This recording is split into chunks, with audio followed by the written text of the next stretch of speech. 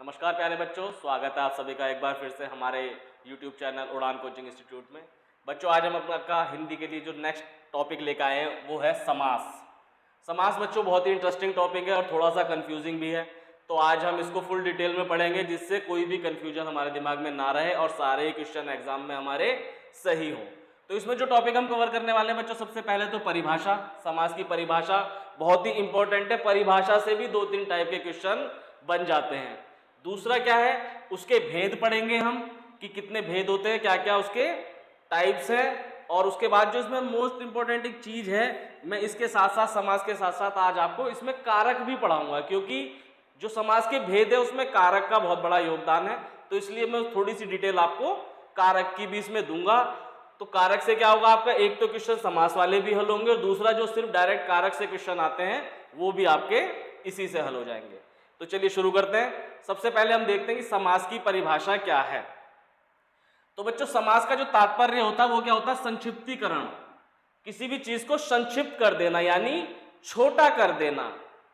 किसी भी चीज का छोटा रूप क्या कहलाता है, समास कहलाता है। इसका मतलब जब दो से अधिक शब्दों को मिलाकर जो नया और छोटा शब्द बनता है उस शब्द को हम क्या कहते हैं, सामासिक शब्द कहते हैं। और इस क्रिया को हम क्या कहते हैं, समास कहते हैं। तो यानी समास हमारा क्या हुआ, दो या दो से अधिक शब्दों को मिलाकर एक नया शब्द बनाने की जो क्रिया है इसको हम समास बोलेंगे।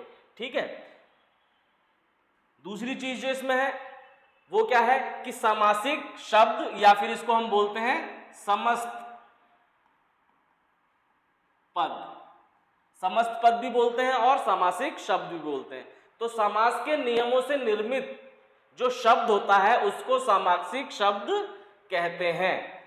जो समास के नियमों से शब्द हमारा बनेगा उसको क्या बोलेंगे, सामासिक शब्द बोलेंगे या समस्त पद बोलेंगे।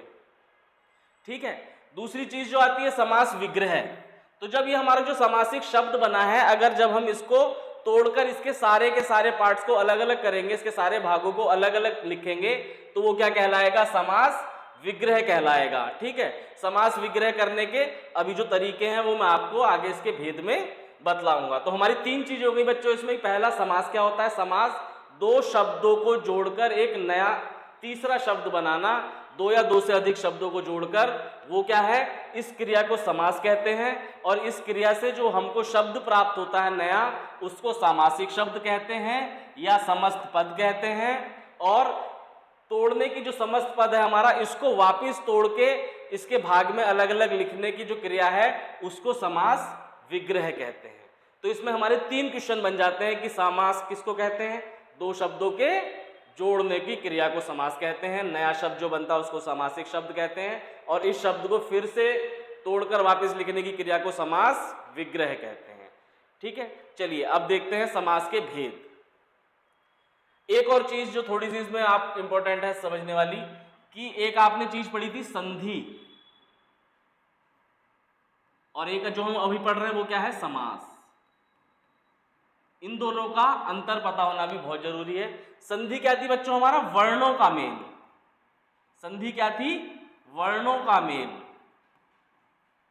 और समास क्या है, शब्दों का मेल। यही इसमें अंतर है कि जब संधि में हम दो शब्दों को मिलाते थे तो पहले शब्द का आखिरी वर्ण और दूसरे शब्द का पहला वर्ण आपस में क्या होते थे, मिल जाते थे और एक नया शब्द बनता था। समास में क्या है, समास में ऐसा नहीं है कि आखिरी वर्ण और पहला वर्ण मिलना है। इसमें क्या होगा, इसमें दोनों शब्द ही आपस में मिलेंगे। ठीक। दूसरी चीज कि जब दो शब्द आपस में मिलेंगे तो उनका कुछ ना कुछ क्या होना चाहिए, एक अर्थ निकलना चाहिए, अर्थपूर्ण शब्द बनना चाहिए। ये नहीं कि आप सोचेंगे सर कोई भी शब्द मिला दे तो उसका कुछ समास बन जाएगा, नहीं। समास में क्या है, समास की प्रक्रिया के द्वारा जो हमारा शब्द बने वो कैसा हो, अर्थपूर्ण शब्द हो। जैसे हम एग्जांपल लें कि भाई मैंने लिखा दरवाजा, आप बोलोगे सर इसमें दूसरा जो शब्द है वो जोड़ दो आप, घोड़ा। तो इन दोनों शब्दों को मिलाकर कोई जो नया शब्द बनेगा वो कोई अर्थपूर्ण शब्द नहीं है। इसलिए यहां पर क्या है, ये समास नहीं है। समास हमारा तभी होगा जब हमारा जो नया शब्द बन रहा है वो क्या हो, अर्थपूर्ण हो। जैसे राजा का पुत्र क्या बना?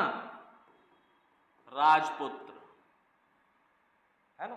तो जो हमारा शब्द बनना चाहिए समास से वो कैसा होना चाहिए? अर्थपूर्ण होना चाहिए, ये सबसे मेन चीज है। और दो शब्दों के मेल को हम क्या बोलेंगे? समास बोलेंगे। दो वर्णों के मेल को संधि बोलेंगे। ठीक है, अब देखते हैं समास के हमारे भेद। समास के भेद बच्चों हमारे 6 होते हैं। कौन कौन से? सबसे पहला अव्ययी भाव समास, दूसरा तत्पुरुष, तीसरा कर्मधारय, चौथा द्विगु, पांचवा द्वंद्व और छठा बहुब्रीहि समास। इसमें जो हमारे समासिक पद बनते हैं समास की प्रक्रिया के द्वारा, समास की क्रिया के द्वारा जो हमारे सामासिक पद बनते हैं या समस्त पद बनते हैं, सामासिक शब्द जो हमारा बनेगा इसके 2 पार्ट होंगे। इसके क्या होंगे? 2 पार्ट होंगे। और इन 2 पार्ट से ही आप देखोगे कि इसमें कई सारे क्वेश्चन बनते हैं जो एग्जाम में पूछे जाते हैं। 2 पार्ट होंगे। कौन सा? एक पहला पार्ट होगा और एक दूसरा पार्ट होगा, यानी 2 भाग होंगे, एक पहला भाग और एक दूसरा भाग। तो पहले भाग को हम क्या बोलेंगे? पूर्व पद, पूर्व पद। और दूसरा क्या होगा? उत्तर पद, उत्तर पद। ये पहला पूर्व पद, पहला पहले आने वाला। उत्तर पद कौन सा होगा हमारा? बाद में आने वाला। बाद में आने वाला जो पद होगा वो उत्तर पद कहलाएगा और पूर्व पद क्या कहलाएगा? जो पहले आता है। जैसे मैं लिखूं राजपुत्र, मैंने लिखा था अभी राजपुत्र, इसमें क्या है? ये पहला पद है और ये दूसरा पद है। ठीक। तो तीसरी जो चीज इसमें इंपॉर्टेंट है वो क्या है कि ये जो हमारे पद है, पहला और बाद वाला जो पद है, पूर्व पद और उत्तर पद जो है, ये अलग अलग जो हमारे समास के भेद हैं इसमें अलग अलग इनकी प्रधानता है। किसी समास में क्या होगा? पूर्व पद प्रधान होगा, किसी समास में उत्तर पद प्रधान होगा, किसी समास में दोनों प्रधान होंगे और किसी में दोनों प्रधान नहीं होंगे। इससे हमारे क्वेश्चन बनते हैं। जैसे अगर एग्जाम में आता है कि अव्ययी भाव समास में कौन सा पद प्रधान है? पूर्व पद या उत्तर पद? या फिर तत्पुरुष समास में कौन सा पद प्रधान है? ये क्वेश्चन एग्जाम में बहुत ज्यादा पूछे जाते हैं। तो चलिए देखते हैं इनको कि सबसे पहला देखते हैं अव्ययी भाव समास क्या होता है और इसमें कौन सा पद हमारा प्रधान होता है। तो देखिए आपको इसके नाम से समझ में आ रहा होगा अव्ययी भाव। मैंने अभी आपको इससे पहले वाली वीडियो में पढ़ाया था कि अव्यय, अव्यय शब्द, अव्यय शब्द से ही क्या बना है? अव्ययी भाव बना है। देखते हैं क्या होता है ये। सबसे पहली चीज, इसमें प्रथम पद या पूर्व पद प्रधान होता है। इससे जो हमारे शब्द बनेंगे उसमें क्या होगा? प्रथम पद या पूर्व पद प्रधान होगा। और दूसरी चीज वो क्या होगा? एक अव्यय होगा। अव्यय शब्द आप जानते हैं कौन से होते हैं? अविकारी शब्द, जिनमें लिंग वचन क्रिया कारक के वजह से कोई भी परिवर्तन नहीं हो सकता, उनको हम अव्यय कहते हैं। तो इसमें क्या होगा? प्रथम पद क्या होगा? अव्यय होगा और प्रथम पद ही प्रधान होगा। उसको हम क्या बोलेंगे? अव्ययी भाव समास बोलेंगे। ठीक है। जैसे यथाशक्ति, यथाशक्ति। अब ये यथा जो शब्द है ये क्या है? एक अव्यय है। ये क्या है? एक अव्यय शब्द है। और इसका अर्थ क्या निकला? शक्ति के अनुसार। तो इसमें प्रधान क्या हुआ? शक्ति के अनुसार। जो इसमें मेन बात कही गई है वो क्या है? अनुसार, की शक्ति के अनुसार। इसीलिए इसमें प्रधान क्या हुआ? हमारा प्रथम पद प्रधान हुआ। यथाक्रम, क्रम के अनुसार। यथा नियम, नियम के अनुसार। प्रतिदिन, प्रत्येक दिन, है ना। तो ये सब क्या है? ये हमारे अव्यय हैं।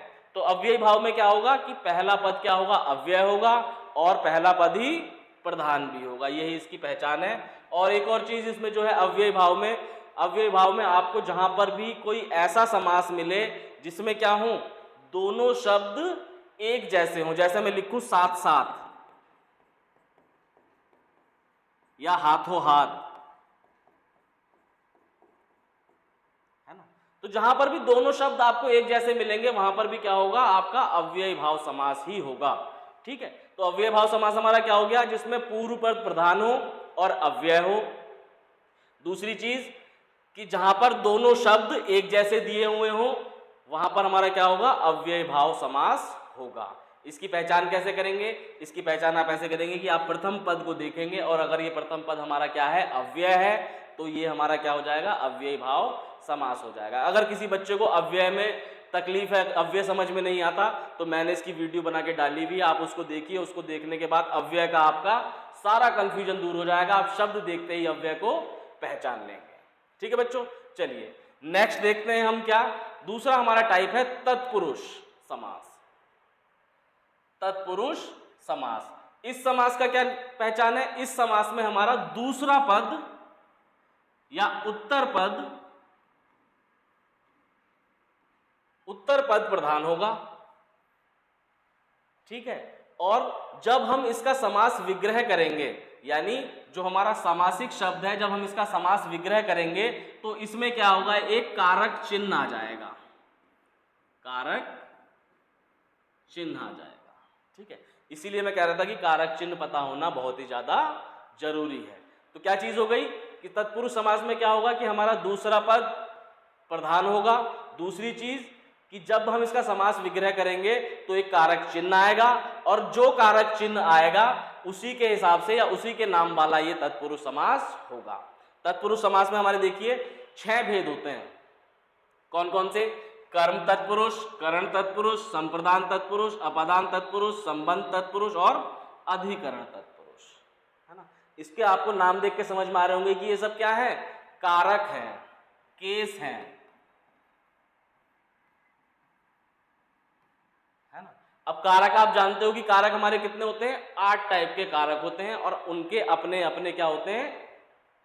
कारक चिन्ह होते हैं। तो मैं आपको थोड़ा सा भी कारक के बारे में बतला देता हूं कि कारक हमारे क्या होते हैं और उनके कौन कौन से कारक चिन्ह होते हैं। उससे एकदम तत्पुरुष समास को पहचानने में आपको बहुत ही ज्यादा आसानी हो जाएगी। सबसे पहला हमारा कारक क्या होता है बच्चों? कर्ता। सबसे पहला कारक हमारा क्या है? कर्ता। दूसरा कारक हमारा क्या है? कर्म। तीसरा करण। पहला कारक कर्ता, दूसरा कारक कर्म, तीसरा कारक कर्ण। चौथा कारक हमारा क्या होता है? संप्रदान।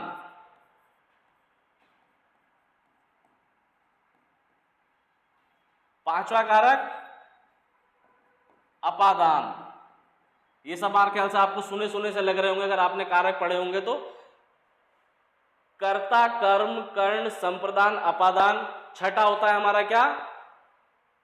संबंध कारक। ये सब क्या है? कारकों के नाम हैं। सातवां हमारा कौन सा होता है? सातवां होता है हमारा अधिकरण।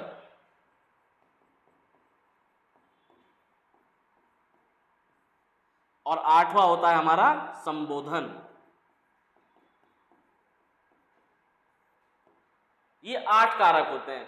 कर्ता, कर्म, कर्ण, संप्रदान, अपादान, संबंध, अधिकरण और संबोधन। इनके अपने अपने कारक चिन्ह होते हैं और उन कारक चिन्हों से ही इनकी क्या होती है? पहचान होती है। तो थोड़ा सा मैं आपको बतला देता हूं कि कर्ता क्या होता है, कर्म क्या होता है, कर्ण क्या होता है, संप्रदान क्या होता है। कर्ता बच्चों होता है क्रिया को करने वाला, क्रिया को संपन्न करने वाले को हम क्या बोलेंगे? कर्ता बोलेंगे। और इसका जो कारक चिन्ह होगा वो क्या होगा? ने। इसका कारक चिन्ह क्या होगा? ने। कार्य को करने वाला। किसने ये कार्य किया? कि रमेश ने गोली चलाई, तो कार्य किसने किया? रमेश ने। कर्ता कौन है? रमेश। तो उसके लिए हमने क्या करा? ने का इस्तेमाल किया। तो कर्ता जो हमारा कारक है उसका कारक चिन्ह क्या हो जाएगा बच्चों? ने। उसके बाद आता है कर्म। कर्म का कारक चिन्ह होता है को। कर्म का कारक चिन्ह क्या होता है? को। ये क्या चीज होती है? क्रिया से प्रभावित होने वाला जो हमारा चीज होगी वो क्या होगा? कर्म होगा। क्रिया से प्रभावित होने वाले को क्या बोलेंगे? कर्म बोलेंगे। ऐसे ही फिर क्या आता है? करण। करण का जो हमारा साइन है वो क्या है? के द्वारा, के द्वारा या फिर से। के द्वारा कारक चिन्ह होगा या फिर से। ये क्या है, ये क्रिया का साधन है या उपकरण है ना। एग्जाम्पल से समझते हैं। मैं एक एग्जाम्पल लिखता हूं। राकेश ने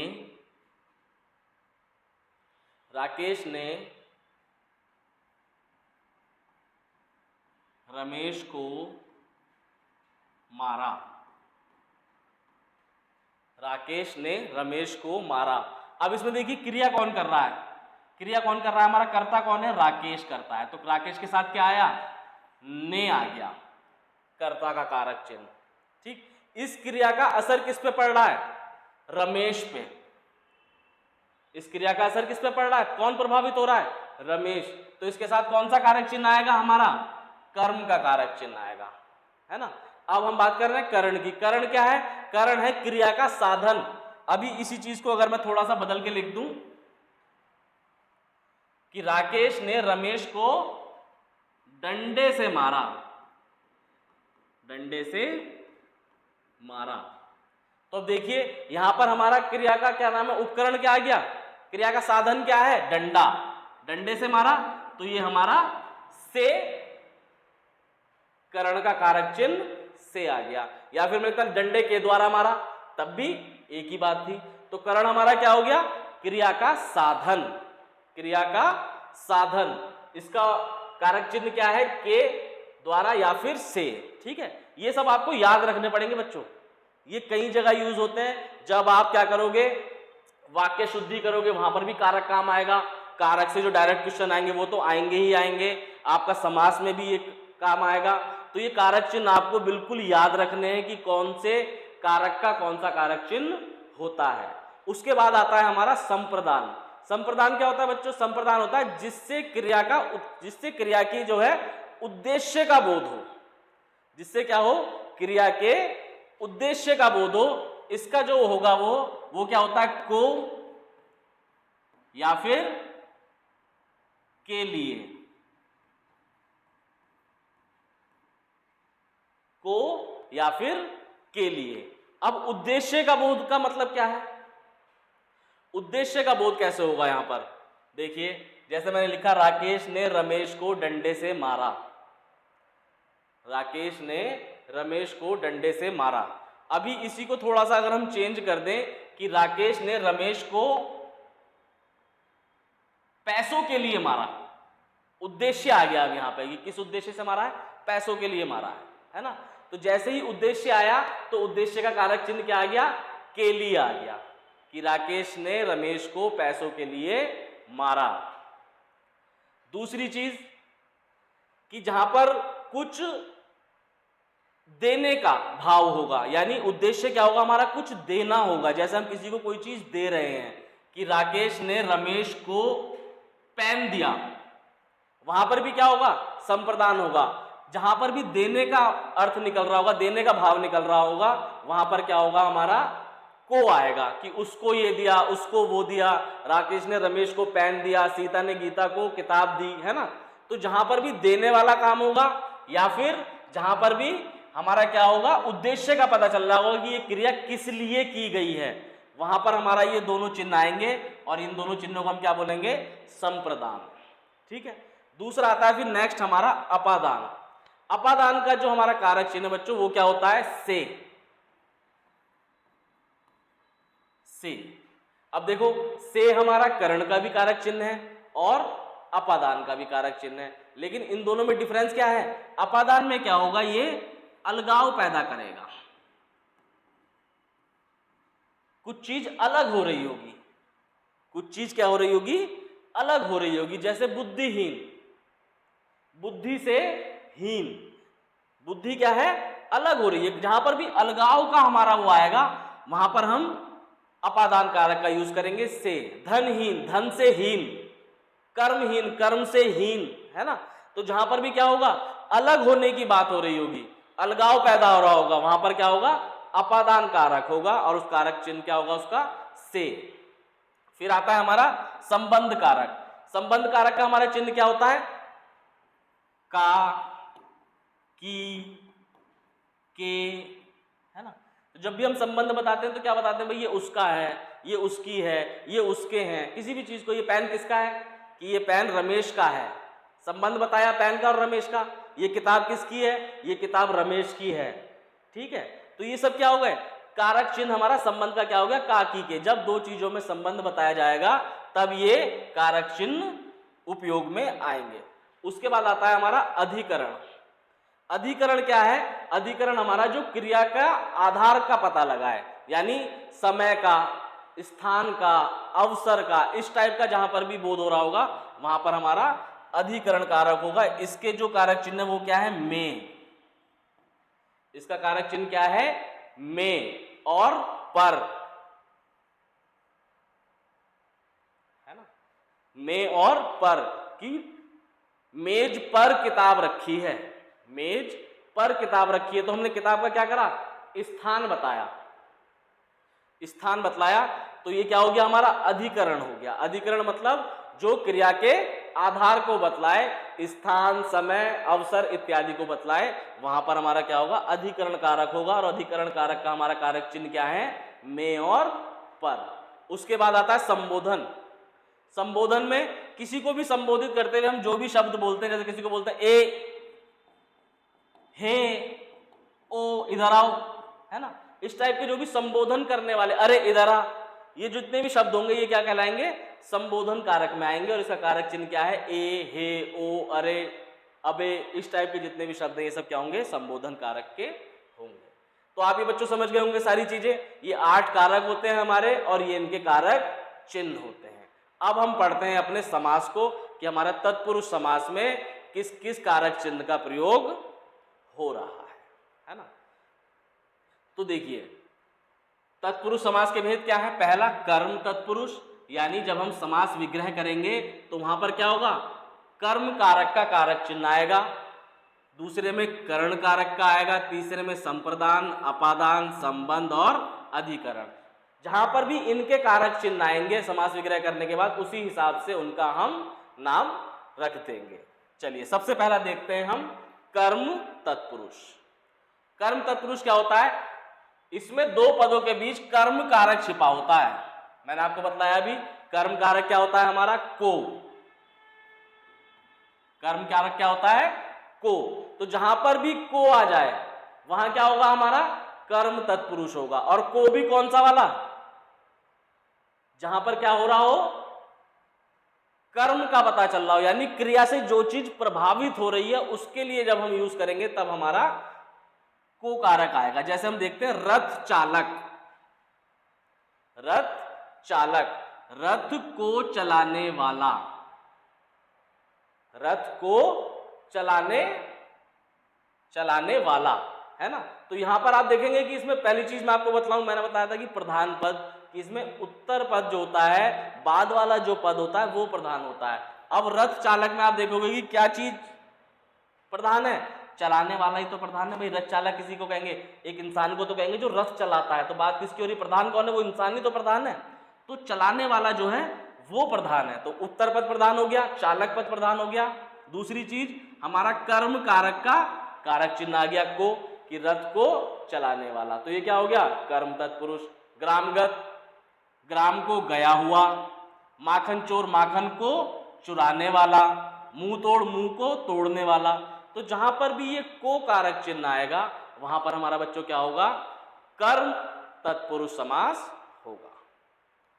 नेक्स्ट देखते हैं करण तत्पुरुष समास। करण का कारक चिन्ह मैंने आपको बतलाया था क्या होता है, से या के द्वारा, से या के द्वारा, ठीक। करण क्या होता है, क्रिया का साधन, क्रिया का साधन, है ना। तो जहां पर भी ये दोनों हमारे आएंगे वहां क्या होगा, हमारा करण तत्पुरुष। जैसे स्वरचित, स्वयं द्वारा रचित, मन चाहा, मन से चाहा, शोकग्रस्त, शोक से ग्रस्त, है ना। तो ये सब क्या हो गए हमारे, ये हमारे करण तत्पुरुष समास के हो गए। भूखमरी, भूख से मरी, धनहीन, अब देखो ये गलत दे दिया यहां पर, ये इसका एग्जाम्पल नहीं है। मैंने आपको बताया था कि जहां पर भी अलगाववाद होगा वहां क्या होगा, वहां हमारा करण तत्पुरुष नहीं होगा, वहां पर हमारा क्या होगा, अपादान होगा। तो ये अपादान का एग्जाम्पल है, यहां पर गलत आ गया, इसको काट देते हैं। बाणाहत, बाण से आहत, ठीक है। तो ये सब क्या होंगे, जहां पर भी से आएगा हमारा और अलगाववाद नहीं हो रहा होगा, वहां पर हमारा क्या होगा, करण तत्पुरुष समास होगा। चलिए, ज्वरग्रस्त, ज्वर से ग्रस्त, मद, मदांध, मद से अंधा, रस भरा, रस से भरा, अचार कुशल, अचार से कुशल, है ना। तो ये जितने भी जहां पर भी से या के द्वारा आया होगा वहां पर आप करण तत्पुरुष समास को लगाएंगे। फिर आता है संप्रदान। संप्रदान क्या होता है, संप्रदान में आएगा हमारा के लिए, के लिए। जब हम समास विग्रह करेंगे तो क्या होगा, हमारा के लिए कारक आएगा। संप्रदान का कारक चिन्ह क्या है, के लिए। विद्यालय, विद्या के लिए आलय, तो विद्यालय हमारा क्या हो गया, संप्रदान तत्पुरुष। रसोई घर, रसोई के लिए घर। सभा भवन, सभा के लिए भवन। तो जहां पर भी के लिए कारक आएगा वहां पर हमारा क्या होगा, संप्रदान तत्पुरुष समास होगा, ठीक है। ऐसे ही स्नान घर, स्नान के लिए घर। डाक गाड़ी, डाक के लिए गाड़ी। देवालय, देव के लिए आलय, ठीक है। नेक्स्ट क्या आता है हमारा, अपादान तत्पुरुष। बच्चों इसमें जो सबसे मेन चीज है ना, इसमें है समास विग्रह करना। जितना आप अच्छा समास विग्रह कर दोगे उतना ही इजीली आप पहचान जाओगे कि कौन सा समास हमारा इसमें है। अगर हमसे समास विग्रह करने में गलती हो गई तो फिर वहीं पर क्या होगा, हमारा क्वेश्चन गलत हो जाएगा। जैसे अगर आप एग्जाम्पल मैंने भी दिया था पीछे कि भाई विद्यालय लिखा है, विद्यालय लिखा है, तो आप इसको ये बोलेंगे कई बच्चे कि भाई विद्या का आलय, है ना। आलय क्या हो गया, आलय मान लीजिए कि भाई किसी स्थान को, भवन को कहा जा रहा है, तो विद्या का आलय, ये गलत है। ये विद्या का आलय नहीं है, विद्या के लिए आलय है। विद्या के लिए, कि भाई इस आलय पे जाके, इस भवन पे जाके आप क्या करेंगे, विद्या ले सकते हैं। तो विद्या के लिए आलय, विद्या का आलय नहीं है वो विद्या के लिए है ना। तो इस तरह से आप थोड़ा सा समास विग्रह करने पर फोकस करेंगे तो आप समास को बहुत इजीली पहचान जाएंगे। मेन चीज इसमें यही है कि आप जो भी आपको दिया हुआ है शब्द, उसका समास विग्रह आप कितनी अच्छी तरह कर पा रहे हैं। और ये चीज आएगी बच्चों प्रैक्टिस से ज़्यादा शब्दों का समास विग्रह करने की कोशिश कीजिए, है ना। बाकी जो मैंने आपको इसमें एग्जाम्पल्स दिए हुए हैं, लगभग इन्हीं में से ही क्वेश्चन एग्जाम में आ जाता है। फिर भी आप अपनी प्रैक्टिस के लिए जरूर किसी बुक से समास विग्रह की अच्छी प्रैक्टिस कीजिए, है ना। अब हमारा क्या आ गया, अपादान। अपादान में क्या बताया था मैंने आपको, अपादान में से आएगा, कारक क्या होगा, से। लेकिन यहां पर हमारा जो भाव आएगा वो क्या होगा, अलगाववाद का भाव आएगा, कि किसी चीज से कोई चीज अलग हो रही होगी, से अलग, है ना। जैसे कामचोर, काम से जी चुराने वाला, काम से जी चुराने वाला यानी काम से बच रहा है, काम से अलग हो रहा है। रण विमुख, रण से विमुख, रण से अलग हो रहा है। नेत्रहीन, नेत्र से हीन, नेत्र से अलग हो रहा है ना। तो जहां पर भी से आएगा और अलग होने का भाव आ रहा होगा वहां क्या होगा, हमारा अपादान तत्पुरुष समास होगा। पाप मुक्त, पाप से मुक्त, पाप से अलग। देश निकाला, देश से निकाला, देश से अलग कर दिया। पथ भ्रष्ट, पथ से भ्रष्ट। रोग मुक्त, रोग से मुक्त, है ना। तो कारक चिन्ह हमारा क्या आ रहा है, से, अपादान का है। दूसरी चीज कैसे अपादान का, ये कैसे पता लगाएंगे कि अलगाव हो रहा है, अलग हो रही है कोई चीज। जन्मांध, जन्म से अंधा। कर्महीन, कर्म से हीन। वन रहित, वन से रहित, है ना। तो ये रहित और हीन शब्द आपको मैक्सिमम जहां भी दिखे वहां आप इजीली पहचान जाएंगे कि हमारा कौन सा है, अपादान कारक है। नेक्स्ट क्या आता है हमारा, संबंध तत्पुरुष समास। अब संबंध का मैंने आपको बताया था कारक चिन्ह क्या होता है, का, के और की। ये भी जहां पर आपको दिखे और दो चीजों में आपस में संबंध बता रहे हो वहां पर क्या होगा, संबंध तत्पुरुष समास होगा। राजपुत्र, राजा का पुत्र, इन दोनों में संबंध बता रहा है। गंगा जल, गंगा का जल। लोकतंत्र, लोक का तंत्र। देव पूजा, देव की पूजा, है ना। तो जहां पर भी का, के, की दिखे वहां पर क्या होगा, हमारा संबंध तत्पुरुष समास होगा। सुख योग, सुख का योग, मूर्ति पूजा, मूर्ति की पूजा, शिवालय, शिव का आलय। अब देखो यहां पर जो मैंने दिया ये विद्यालय और शिवालय है ना, देखने में दोनों सेम लग रहे हैं, लेकिन ये क्या है, शिव का आलय। ये शिव के लिए नहीं है, ये शिव का है। मंदिर, मंदिर किसका हुआ, शिवालय क्या हुआ, मंदिर, शिव का मंदिर। तो वो मंदिर शिव के लिए थोड़ी कि शिव के लिए मंदिर है, नहीं, वो शिव का मंदिर है। विद्यालय में क्या है, वो विद्या के लिए मंदिर है, वहां पर विद्या के लिए जाना है आपको, है ना, विद्या का मंदिर नहीं है। यहां पर क्या है, शिवालय, शिव का आलय है, वो शिव का है वो। ऐसे ही देश रक्षा, देश की रक्षा, सीमा रेखा, सीमा की रेखा, जलयान, जल का यान। तो जहां पर भी का की के दिखे वहां पर हमारा संबंध तत्पुरुष समास होगा। फिर नेक्स्ट हमारा लास्ट इसमें आता है तत्पुरुष समास में कौन सा, अधिकरण। अधिकरण का मैंने आपको बताया कारक चिन्ह क्या होता है, में और पर।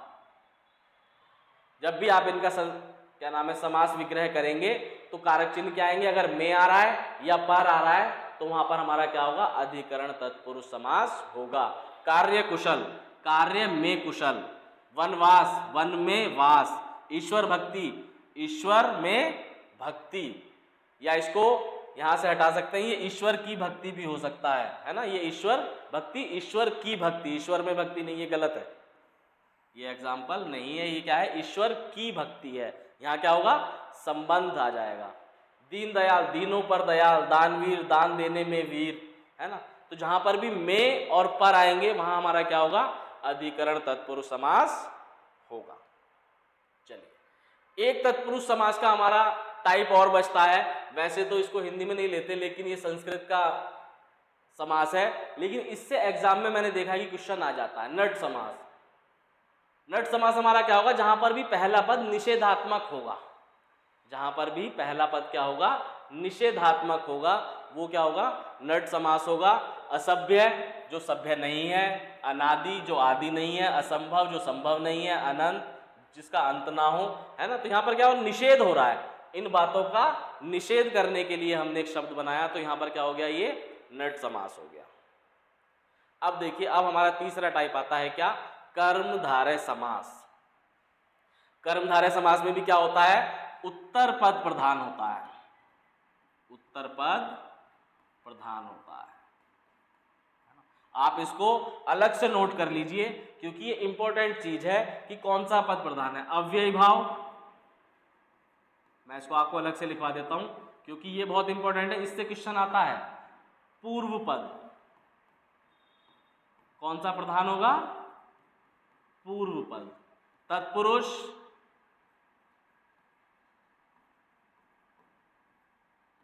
तत्पुरुष में कौन सा होगा, उत्तर पद।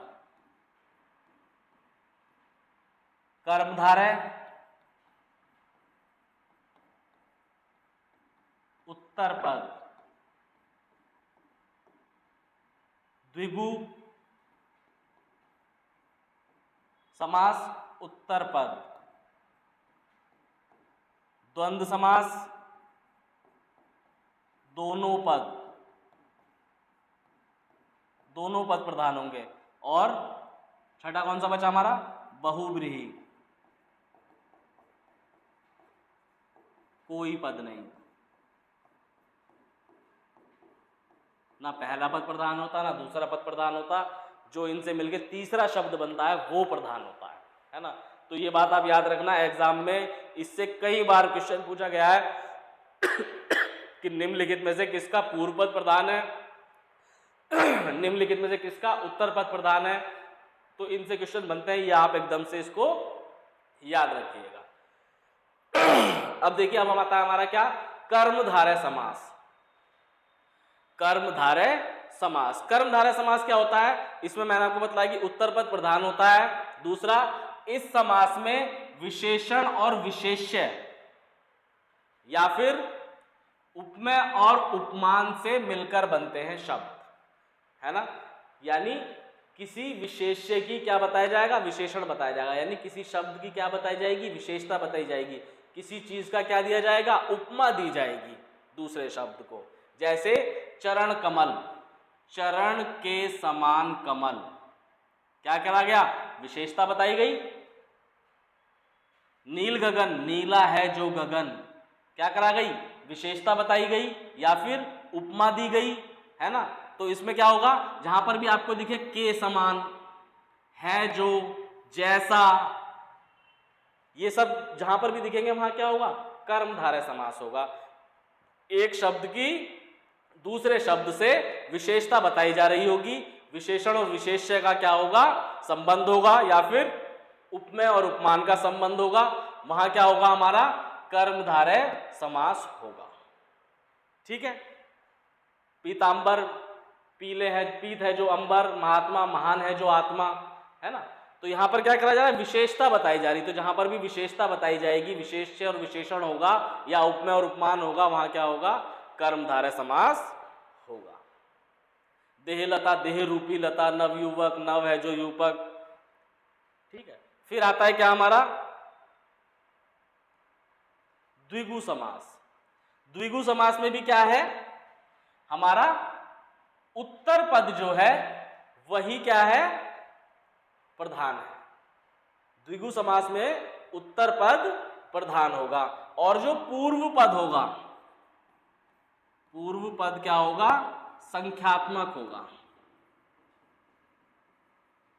पूर्व पद हमारा क्या होगा? संख्यात्मक होगा। और कभी कभी उत्तर पद भी कभी कभी क्या होगा? संख्यात्मक हो सकता है, लेकिन पूर्व पद हमेशा क्या होगा? संख्यात्मक होगा। जैसे नवग्रह, नौ ग्रह, दोपहर, दो पहरों का समय, त्रिवेणी, तीन, पंच, पांच।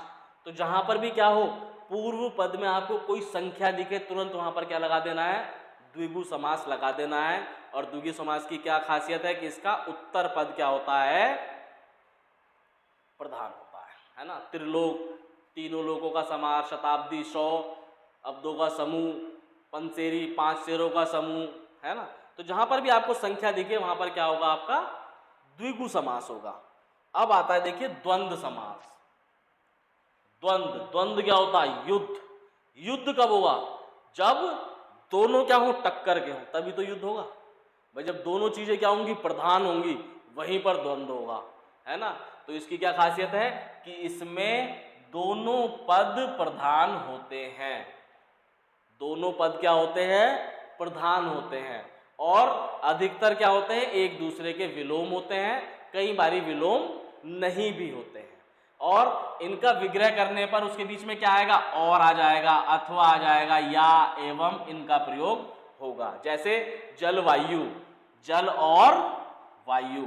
अपना पराया, अपना या पराया। पाप पुण्य, पाप और पुण्य, है ना। राधा कृष्ण, राधा और कृष्ण। अन्न जल, अन्न और जल। तो जब इनका समास विग्रह करेंगे तो इनके बीच में क्या आ जाएगा?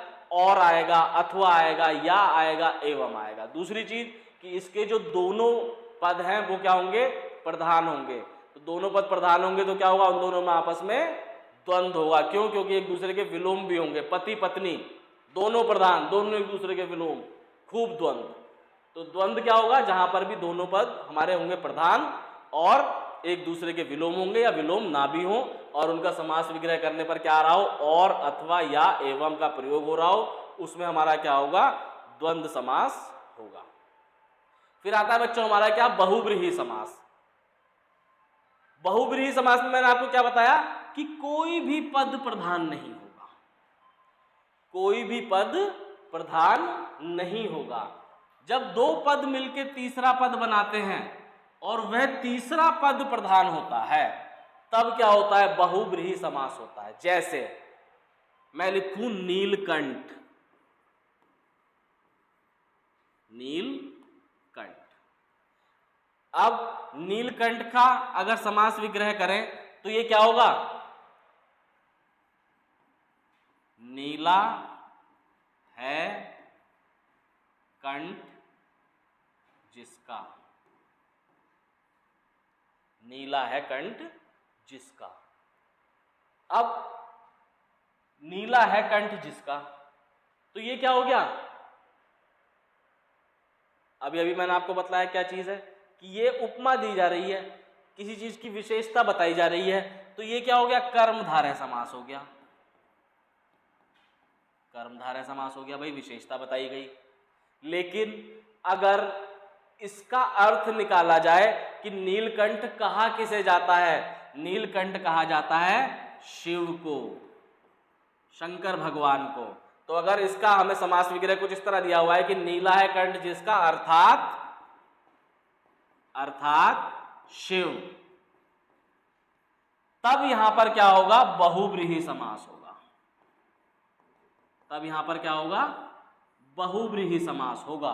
जब क्या निकले हमारा, नीला है कंठ जिसका अर्थात शिव। जब हम शिव की बात करेंगे कि नीलकंठ किसे कहा गया, शिव को कहा गया है, तो बहुव्रीहि समास होगा। और अगर शिव को नहीं कहा गया, सिर्फ बताया गया है कि नीला है कंठ जिसका, तो कर्मधारय समास होगा। भाई नीला कंठ तो अभी तुम रंग लगा लो तुम्हारा हो जाए, है ना, लेकिन तुमको नीलकंठ थोड़ी कहेंगे, बस ये बोलेंगे इसका कंठ नीला हो गया, इसका गला नीला हो गया है। नीलकंठ कहते किसे हैं, नीलकंठ कहते हैं शिव भगवान को।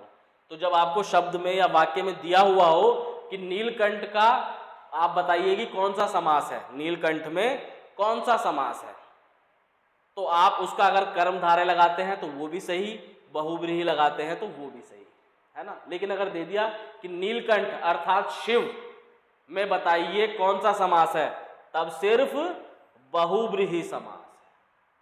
तब सिर्फ क्या है, बहुव्रीहि समास है। तो आपको इन दोनों में डिफरेंस समझ में आ गया कि कर्मधारय कब होगा, कर्मधारय हमारा होगा जब उसका अर्थ हमें ना दिया हो। जैसे गजानन, गज का आनन है जिसका, ये भी क्या हो गया, कर्मधारय। लेकिन जब गजानन हम गणेश को बोलेंगे तब क्या हो गया, बहुव्रीहि, है ना। त्रिनेत्र, अब त्रिनेत्र आप देख रहे हो, ये क्या हो गया, द्विगु हो गया भाई, तीन नेत्र संख्या आ गई। लेकिन त्रिनेत्र अगर लिखा है कि त्रिनेत्र अर्थात शिव, तब क्या हो गया, बहुव्रीहि समास हो गया। नीलकंठ मैंने आपको बता दिया, लंबोदर, लंबा है उधर जिसका, कर्मधारय। लेकिन जब लंबोदर गणेश के लिए यूज हो रहा होगा, भगवान के लिए यूज हो रहा होगा, तो ये क्या हो जाएगा, बहुव्रीहि समास हो जाएगा। यही इनमें अंतर है, यही समझने वाली बात है कि जब सिर्फ लिखा हो क्या, तीन नेत्र, त्रिनेत्र मतलब तीन नेत्र, तो ये क्या हो गया, हमारा द्विगु समास हो गया। लेकिन जब लिखा जाए कि तीन नेत्र हैं जिसके अर्थात शिव, तब क्या होगा, यहाँ पर बहुव्रीहि समास होगा। यानी इन दोनों पदों ने मिलकर क्या करा, एक नया पद बनाया जो प्रधान है, नया पद प्रधान है, तीसरा पद प्रधान है। इन दोनों की कोई प्रधानता नहीं है। तो बहुव्रीहि में पूर्व पद और उत्तर पद की कोई प्रधानता नहीं है, जो नया पद बनता है वो प्रधान होता है। ठीक है, तो आप बहुत ही इजीली मेरे ख्याल से इस चीज को समझ गए होंगे, और मुझे पूरा यकीन है कि समास आपको बहुत अच्छे से समझ में आ गया होगा। आपको इसमें अब कोई कंफ्यूजन नहीं बचा होगा, और आप चार ही क्वेश्चन बहुत ही आसानी से आप देखेंगे कि आप हल कर लेंगे। तो बहुत बहुत धन्यवाद बच्चों। अगर आपको हमारा ये वीडियो अच्छा लगा हुआ हो और मेरा पढ़ाया हुआ आपको समझ में आ रहा है, तो प्लीज़ हमारे चैनल को लाइक सब्सक्राइब जरूर कीजिए। बहुत बहुत धन्यवाद।